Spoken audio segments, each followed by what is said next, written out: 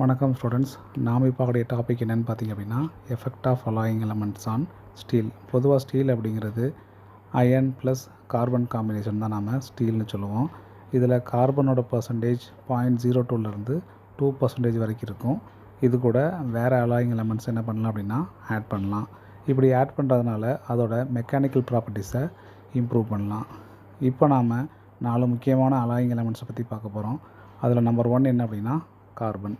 இந்த கார்பனை நம்ம ஸ்டீலில் ஆட் பண்ணுறதுனால அதோட ஹார்ட்னஸையும் ஸ்ட்ரென்த்தையும் இம்ப்ரூவ் பண்ணலாம். டக்டிலிட்டியும் டஃப்னஸையும் நம்ம என்ன பண்ணலாம் அப்படின்னா குறைக்கலாம். அதாவது வளையக்கூடிய தன்மையை என்ன பண்ணலாம் அப்படின்னா நாம் குறைக்கலாம். அதுக்கப்புறம் இதோட வியர் ரெசிஸ்டன்ஸ், அதாவது தேய்மானத்தையும் நம்ம என்ன பண்ணலாம் அப்படின்னா குறைக்கலாம். அடுத்து நாம் பார்க்க போகிறது மேங்கனீஸ். இந்த மேங்கனீஸ் நம்ம ஸ்டீலில் ஆட் பண்ணுறதுனால இது ஒரு டீஆக்சிடைசராக இருக்கும்.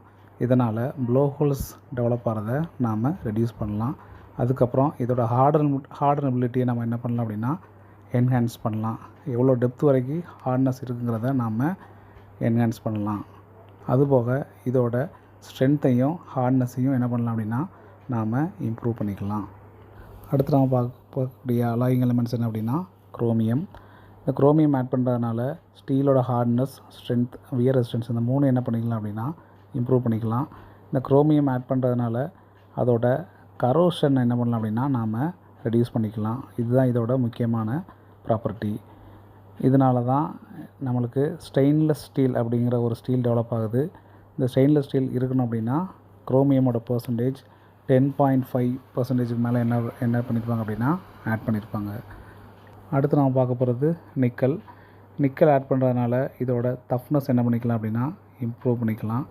இதுவும் என்ன பண்ணும் அப்படின்னா கரோஷன் ரெசிஸ்டன்ஸ் என்ன பண்ணும் அப்படின்னா என்ஹான்ஸ் பண்ணும். அதுக்கப்புறம் இதோட ஸ்ட்ரென்த் என்ன ஆகும் அப்படின்னா இன்க்ரீஸ் பண்ணிக்கலாம் வித்தவுட் ரெடியூசிங் டக்டிலிட்டி. அதாவது டக்டிலிட்டியோட ப்ராப்பர்ட்டியை எந்த விதத்துலையும் குறைக்காமல் இதோட ஸ்ட்ரென்த் என்ன பண்ண முடியும் அப்படின்னா நாம் இம்ப்ரூவ் பண்ணிக்கலாம். தேங்க்யூ.